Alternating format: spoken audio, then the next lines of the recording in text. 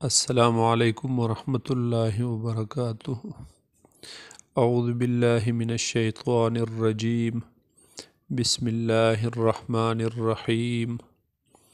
والقمر قدرناہ منازل حتی عاد کالعرجون القدیم۔ چاند زمین کا واحد قدرتی سیارچہ ہے۔ اس کے ساتھ زمین والوں کے بہت گہرے رشتے ہیں، اس وجہ سے اس کی تھوڑی تفصیلی بیان مناسب ہوگی۔ ایک طرف ہمیں اپنی عبادات مثلاً روزہ اور حج وغیرہ کے دنوں کو معلوم کرنا اور حساب کرنا، اس میں ہم چاند کی محتاج ہیں، تو دوسری طرف چاند رات کو آسمان کا حسن دوبالا کرنے والی حسین روشنی کا منبع ہے۔ اس کی روشنی کو چاندنی کہا جاتا ہے، جو ایک منفرد روشنی ہے، آنکھوں کو بالکل بھاری نہیں لگتی۔ یہ ہلکی ہلکی اور ٹھنڈی ٹھنڈی روشنی زمین پر زندگی گزارنے والوں کے لیے اللہ تعالیٰ کی بہت بڑی نعمت ہے۔ شاعروں اور ادیبوں نے چاند کو اپنا محور بنایا ہے اور حسن و جمال کے لیے بطور استعارہ استعمال کرتے رہتے ہیں۔ الغرض چاند کو سمجھنے کی کوشش عرصہ دراز سے انسان کے سر پر سوار رہی ہے۔ قریب سے کیسا بھی ہو مگر دور سے حسن کا ایک پیکر ہے، جس سے شعراء نے اپنے خیالی خوابوں کو جوڑ کے رکھا ہے۔ سورج کی تیز روشنی جس کو انسان دیکھ نہیں سکتا، جب اس کردری سطح سے منعکس ہو کر جب ہمارے طرف آتی ہے تو کیسے حسن اور ٹھنڈک پیدا کرتی ہے، یہ اللہ تعالیٰ کی قدرت کی بڑی نشانی ہے۔ تخرج الحی من المیت وتخرج المیت من الحی۔ ان نشانیوں کو دیکھ کر اللہ تعالیٰ ہمارے ایمانوں کو مزید طاقت و قوت بخشے۔ قمر یعنی چاند ہیئت قدیمہ میں ایک تھا، یعنی یہ ہمارا والا چاند جو قمر ارضی کہلاتا ہے۔ اسی طرح سورج بھی ہیئت قدیمہ کے ماہرین صرف ایک مانتے تھے، اس شمس و قمر کے علاوہ کسی دوسرے شمس و قمر کے قائل نہ تھے۔ لیکن ہیئت جدیدہ میں دونوں کی تعداد بہت زیادہ ہے، چنانچہ سائنسدانوں کے نزدیک صرف نظام شمسی میں چاندوں کی تعداد 165 سے زیادہ ہے۔ بعض سیاروں کے گرد کئی چاند گردش کرتے رہتے ہیں۔ اسی طرح رات کو نظر آنے والے کئی ستارے سورج کی حیثیت رکھتے ہیں اور اپنا نظام سیارات رکھتے ہیں۔ ہر ایک ستارہ اپنے نظام کے لیے شمس ہوتا ہے، پس سورجوں کی تعداد بھی بہت زیادہ ہے اور چاندوں کی تعداد بھی کم نہیں۔ چاند کی سطح میں بے شمار پہاڑ ہے، ٹیلے ہے، پست و گہری جگہ ہے، پہاڑوں کے مابین وادیاں ہیں، وسیع میدان ہے اور بے نور نشانات و علامات ہے۔ آتش فشاں پہاڑوں کے دہانوں کے مشابہ بے شمار دہانے ہیں اور سینکڑوں میل طویل بے شمار گہرے شگاف اور گڑھے ہیں۔ ماہرین نے بڑی بڑی دوربینوں کے ذریعے چاند کی سطح کو نہایت غور سے دیکھنے کے بعد کہا ہے کہ چاند کے اس رخ پر جو ہماری طرف ہے، آتش فشانوں کے گہرے دہانوں کی تعداد 60,000 سے بھی زیادہ ہے۔ چاند کے چہرے کے داغ۔ چاند کی سطح پر ہمیں کچھ تاریک داغ نظر آتے ہیں جسے عربی میں محو کہتے ہیں۔ یہ داغ در حقیقت دو چیزیں ہیں۔ اول پہاڑوں اور ٹیلوں کے تاریک سائے ہیں جن سے سورج کی روشنی منعکس نہیں ہوتی۔ زمین پر تو سائے میں بھی اچھی خاصی روشنی موجود ہوتی ہے، کیونکہ زمین پر ہوا موجود ہے۔ ہوا میں بخارات اور گرد و غبار کے بے شمار چھوٹے چھوٹے ذرے ہوتے ہیں۔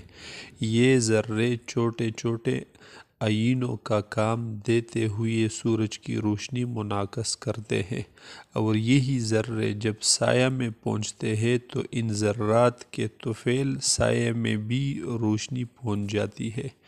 لیکن چاند پر ہوا موجود نہیں ہے، اس لیے وہاں دن کے وقت بھی سایہ میں رات کی سی تاریکی ہوتی ہے۔ چاند پر یہی سائے ہمیں تاریک داغوں کی صورت میں نظر آتے ہیں۔ یہ چاند کے سیاہ داغوں کا پہلا سبب ہے۔ دوسرا سبب وہ وسیع میدان ہے جن میں آتش فشانی مادہ پھیلا ہوا ہے، اور وہ مادہ چونکہ سیاہ ہے اس لیے اس سے صحیح طور پر آفتاب کی روشنی منعکس نہیں ہوتی، اور وہ ہمیں سطح قمر پر سیاہ داغ کی طرح نظر آتے ہیں۔ چاند کا حجم۔ چاند زمین سے بہت چھوٹا ہے۔ زمین کا حجم قمر کے حجم سے 49 گنا زیادہ ہے۔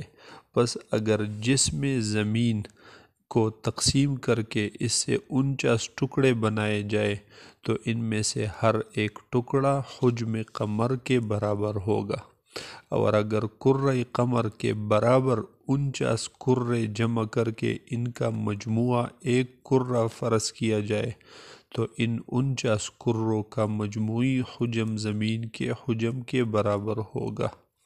جس طرح چاند ہمیں کبھی ہلال، کبھی تربیع، کبھی بدر وغیرہ اشکال میں نظر آتا ہے، اسی طرح چاند کے باشندے کو اگر فرض کرے وہاں کسی باشندہ ہو، زمین کی یہی مختلف شکلیں ان کو بھی نظر آئے گی، لیکن زمین کا بدر بہت بڑا ہوگا۔ یعنی جب زمین حالت بدر میں ہو تو وہ 49 بدر قمری کے برابر ہوگی، لہٰذا بدر ارضی کی راتوں میں چاند کا باشندہ بڑی آسانی سے بدر ارضی کی روشنی میں کسی کتاب کا مطالعہ کر سکے گا، اور اسے چھوٹے چھوٹے حروف بھی واضح طور پر نظر آئیں گے۔ چاند کا وزن۔ الغرض یہ تو حجم قمر کی نسبت تھی، باقی وزن قمر کا معاملہ اس کے خلاف ہے۔ ماہرین کہتے ہیں کہ اگر 81 چاند جمع کیے جائے تو ان کا وزن ارض کے برابر ہوگا۔ چاند کا قطر 2160 میل ہے، پس چاند کا قطر زمین کے قطر کی چوتھائی سے کچھ کم ہے۔ ماہرین کہتے ہیں کہ چاند کی جاذبیت یعنی قوت کشش زمین کی قوت کشش کا چھٹا حصہ ہے، پس زمین کی قوت کشش چاند کی قوت کشش سے 6 گنا زیادہ ہوا۔ چاند کا حجم اور مادہ زمین کے مقابلے میں بہت کم ہے، اس لیے اس کی قوت کشش بھی بہت کم ہے۔ اس کا نتیجہ یہ ہے کہ جس شے کا وزن زمین پر مثلاً 6 من ہو، چاند پر اس کا وزن 1 من ہوگا، کیونکہ وزن قوت کشش کی مقدار پر متفرع ہے۔ اسی طرح جو شخص زمین پر اوپر کی جانب 1 گز چھلانگ لگا سکتا ہے، وہ شخص اسی قوت سے چاند پر بڑی آسانی سے 6 گز اوپر چھلانگ لگا سکے گا۔ لہٰذا وہاں 1 منزلہ عمارت پر سیڑھی کے بغیر صرف چست لگانے سے انسان پہنچ سکتا ہے۔ چاند پر پانی اور ہوا موجود نہیں ہے، اور ایک ویران اور غیر آباد کرہ ہے۔ اسی طرح چاند پر نہ تو پودے ہیں، نہ سبزہ، نہ بادل، اور نہ ہی حیات کا امکان، کیونکہ یہ تینوں امور پانی اور ہوا کے نتائج اور آثار میں سے ہیں۔ پس جہاں پانی اور ہوا ہو وہاں پودے بھی ہوں گے، بادل بھی ہوگا، ذی روح چیز بھی موجود ہوگی، لیکن جہاں پانی اور ہوا نہ ہو وہاں پر نہ کوئی ذی روح چیز ہوگی، نہ نباتات اور نہ بادل وغیرہ۔ جہاں ہوا نہ ہو وہاں آواز سننا ناممکن ہے، کیونکہ ہوا کے فقدان سے امواج ہوائیہ بھی معدوم و منطفی ہوتی ہیں، جو آواز کو ایک مقام سے دوسرے مقام تک پہنچانے کا وسیلہ اور ذریعہ ہے۔ فقدان ہوا کا ایک نتیجہ یہ بھی ہے کہ چاند پر کھڑے شخص کو اوپر کی فضا دن کے وقت بھی مائل بسیاہی نظر آتی ہوگی، جس طرح ہمیں زمین پر رات کے وقت اوپر کی فضا تاریک نظر آتی ہے اور اس میں ہم رات کے وقت ستارے دیکھتے ہیں۔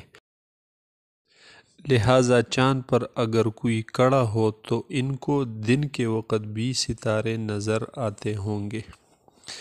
چاند کا زمین سے اوسط فاصلہ تقریباً 2,37,000 میل ہے۔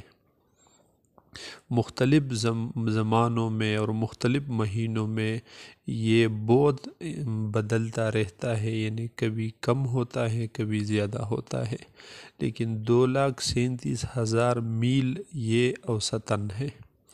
چاند کی گرمی سردی، چونکہ چاند تقریباً 27 دن اور 7.5 گھنٹے میں محوری گردش مکمل کرتا ہے، اور محوری گردش سے اس کے دن و رات بنتے ہیں، پس معلوم ہوا کہ ایک قمری دن ہمارے 14 ایام کے برابر ہے۔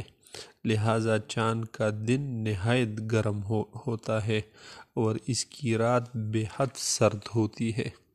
جہاں سورج مسلسل 14 دنوں تک گرم شعاعیں ڈالتا رہے وہاں گرمی شدید ہی ہوگی، حتیٰ کہ دن کو درجہ حرارت نہایت بلند ہوگا، یہاں تک کہ اس حرارت سے پانی کھولنے لگے گا۔ اسی طرح جس خطہ سے سورج برابر 14 دنوں تک پوشیدہ رہے وہاں ناقابل برداشت سردی ہی ہوگی، لہٰذا رات کے وقت چاند کا درجہ حرارت انتہائی نیچے ہوتا ہے۔ بعض ماہرین کے اندازے کے مطابق دن کے وقت چاند پر درجہ حرارت 150 درجہ سے کم نہیں ہوتا، لیکن رات کے وقت 0 سے 150 درجے نیچے تک پہنچ جاتا ہے، یعنی -150 تک پہنچ جاتا ہے۔ بہرحال چاند کے دن کی حرارت نہایت شدت کی وجہ سے قاتل ہے، اسی طرح اس کی رات کی شدید سردی بھی قاتل ہے۔ کسی ذی روح حیوان کا ایسی حرارت و برودت میں زندہ رہنا مشکل ہے۔ چاند کی روشنی، چاند فی نفسہ و فی ذاتہ روشن نہیں ہے، بلکہ وہ زمین کی طرح گرد و غبار، پتھر و خاک اور غیر روشن میدانوں پر مشتمل ہے۔ وہ سیارات کی طرح روشنی آفتاب سے حاصل کرتا ہے۔ چاند زمین کی طرح کثیف کرہ ہے، اس لیے وہ سورج کی روشنی کے انعکاس سے روشن نظر آتا ہے۔ اسی وجہ سے ہمیشہ چاند کا آدھا حصہ جو سورج کے سامنے ہو سورج کی روشنی سے روشن ہوتا ہے، اور اس کا بالمقابل دوسرا نصف حصہ ہمیشہ تاریک اور غیر روشن ہوتا ہے۔ چاند کی حرکات، چاند زمین کے گرد مغرب سے بطرف مشرق گردش کرتی ہے۔ چاند کی اس گردش کا دورہ ایک قمری ماہ کہلاتا ہے۔ چاند اس گردش کا ایک دورہ یعنی 360 درجات 27 دن 7 گھنٹے اور 34 منٹ میں پورے کرتا ہے۔ یہ تو چاند کی اصل حرکت کا دورہ ہے۔ اسی وجہ سے قمری ماہ کی مدت بھی اتنی ہونی چاہیے، لیکن ہم دیکھتے ہیں کہ قمری ماہ یعنی ایک ہلال سے دوسرے ہلال تک کا زمانہ کبھی 29 دن اور کبھی 30 دن ہوتا ہے۔ قمری ماہ کی اس زیادتی کا سبب کیا ہے؟ اس سوال کا جواب یہ ہے کہ اس کا سبب زمین کی سورج کے گرد حرکت ہے۔ زمین اگر اپنی جگہ پر قائم رہتی تو ایک قمری ماہ کی مدت 27 دن 7 گھنٹے اور 34 منٹ ہوتی، لیکن زمین اپنے مدار میں 27 دن میں کافی دور نکل جاتی ہے، اور چاند بھی اس حرکت میں زمین کے ساتھ شریک ہے۔ چنانچہ چاند کو واپس پہلی جگہ پر سورج اور زمین کے درمیان میں آنے کے لیے اپنے دورے سے مزید کچھ مسافت طے کرنی پڑتی ہے۔ اس میں چاند کو تقریباً 2 دن لگ جاتے ہیں۔ اس وجہ سے چاند کو واپس ہلالی شکل میں آنے کے لیے کبھی 29 دن لگ جاتے ہیں اور کبھی 30 دن۔ اسی طرح قمری ماہ کی مدت 27 دن 7 گھنٹے کی بجائے 29 دن 6 گھنٹے سے لے کر 29 دن 20 گھنٹے کے درمیان ہو جاتی ہے۔ چاند اپنے محور پر بھی گھومتا ہے۔ چاند محوری گردش کا دورہ بھی اتنی ہی مدت میں مکمل کرتا ہے جتنی مدت میں وہ زمین کے گرد دورہ پورا کرتا ہے۔ چاند کی دونوں حرکتوں کی مدت کی مساوات کا ایک نتیجہ یہ ہے کہ چاند کی مدت یوم یعنی مدت شب و روز اور مدت ماہ آپس میں برابر ہوتی ہے، اور دوسرا نتیجہ یہ ہے کہ ہمیشہ چاند کا ایک ہی رخ ہماری طرف ہوتا ہے اور دوسرا رخ ہم سے ہمیشہ پوشیدہ رہتا ہے۔ کوئی انسان چاند کا دوسرا رخ آج تک نہیں دیکھ سکا اور نہ آئندہ کبھی دیکھ سکے گا۔ البتہ جو لوگ دعویٰ کرتے ہیں کہ وہ چاند پر گئے تو ان کے لیے اس دوسرے جانب کا مشاہدہ کرنا وہ ممکن ہے۔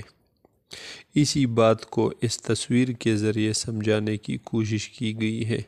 تصویر کو بغور دیکھے اور کرۂ ارض کو درمیان میں رکھ کر اس کے گرد چکر لگا کر تجربہ بھی کرے تو انشاءاللہ سمجھ میں آ جائے گا۔